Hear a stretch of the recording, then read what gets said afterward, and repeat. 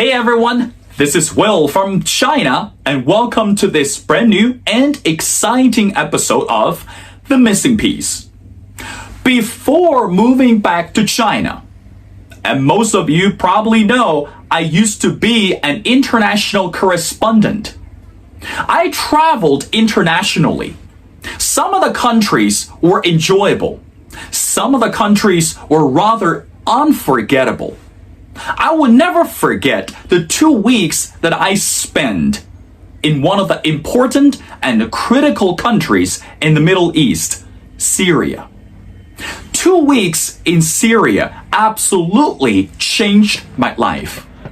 Not only I saw how people were actually suffering because of the war, and also how people were begging us to take them out of this country because the corruption within the government.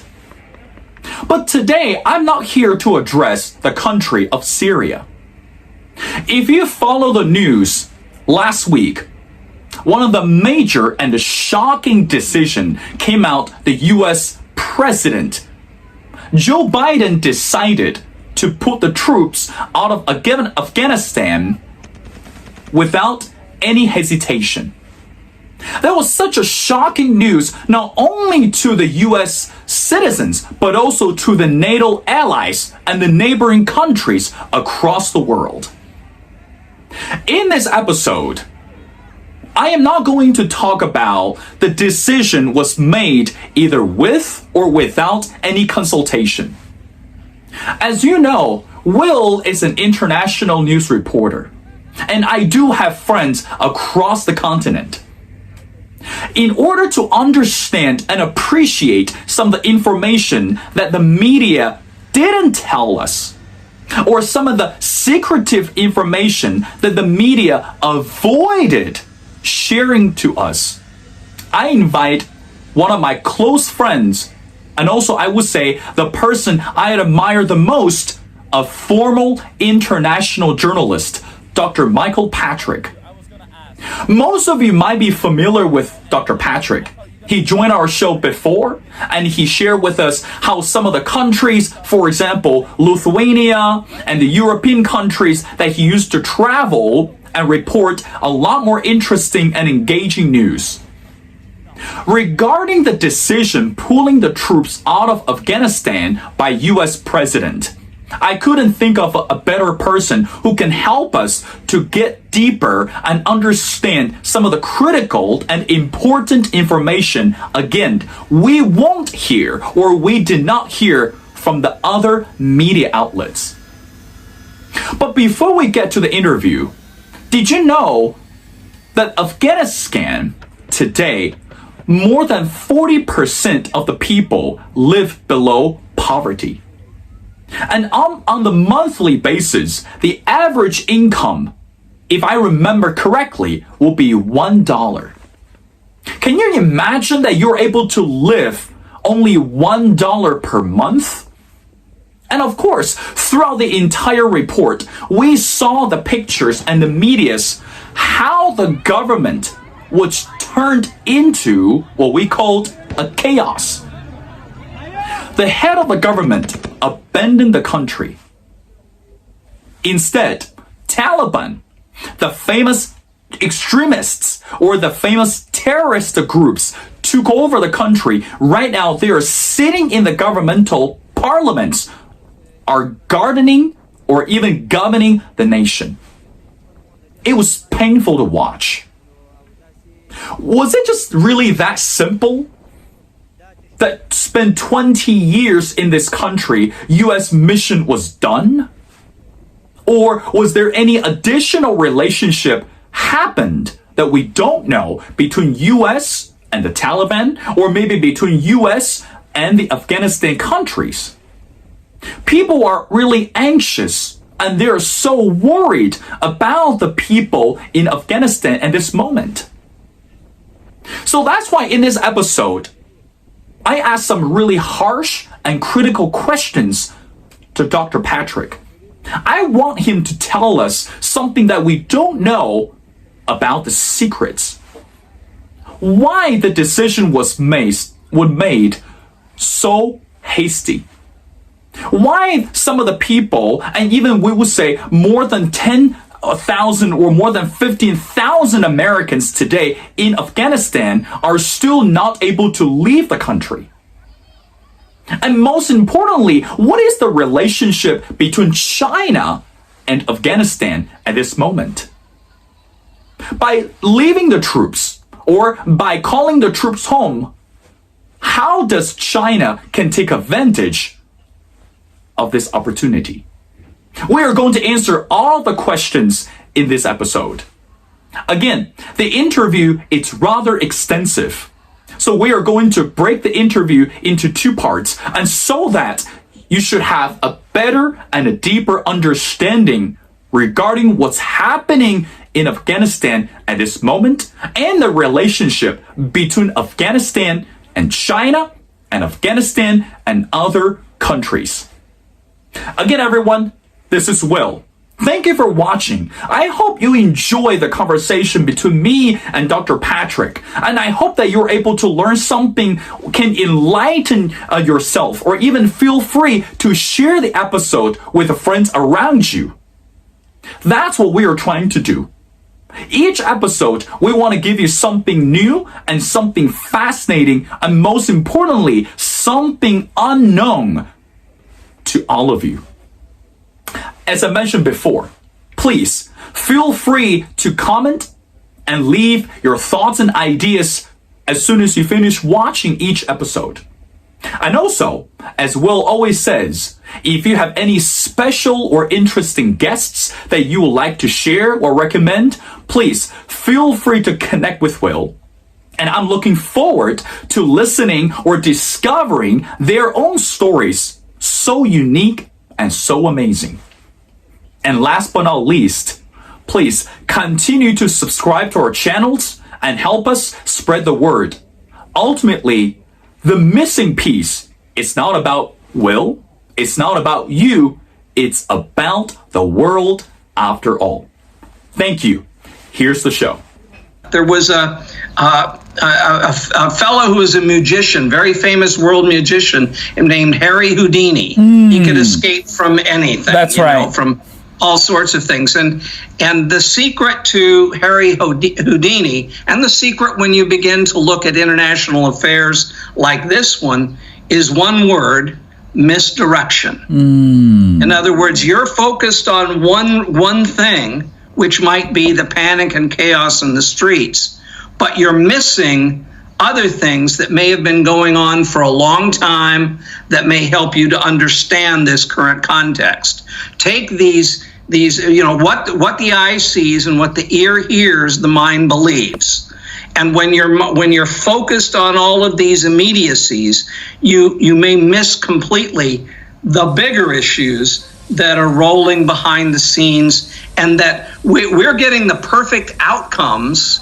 That what the chaos you see is not entirely by accident. It's the perfect outcome of the things that had preceded it. We set this in motion. So there is a deliberateness and understanding that you can't just say, well, hey, we're in chaos and that just happened by accident. No, it didn't happen by accident. There's a lot of other things coming to bear here.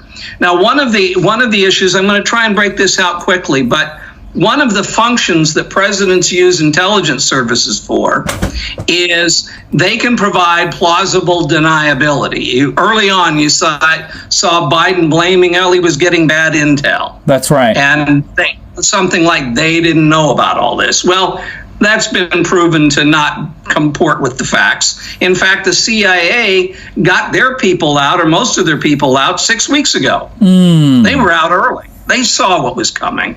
Lots of intelligence services and lots of military saw what was happening. You basically had, as soon as the U.S. had made clear that they were getting out back in April, May, people started packing their bags. Even the president of Afghanistan left for Doha with about $169 million tucked in his back pocket. That's right. Along with several of his people. So the top leaders who were getting paid well by the United States in the military as well, they all when the bell rang, they were ready to go. And on the last few days, they up and left, which left a lot of the Afghan army on the ground.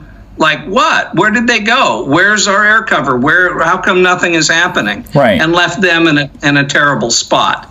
So, and this was something that had been developing for quite a while. So, the question is not to lay blame on intelligence services. They provided the information. I think the big question is Biden not really know? Is he been living in isolation and kept in isolation? Or does he think he can kind of pretend that he didn't know? There's an old character in an American show called Hogan's Heroes, and they had a German soul sergeant who always knew nothing. He was always clueless about everything going on, and kind of his Sergeant Schultz routine is not really working for the American public. They believe that he knew a lot more than he's letting on. Certainly, the information was available. It's a little hard to understand the military because they seem to be giving mixed reports as to what they knew and when they knew it.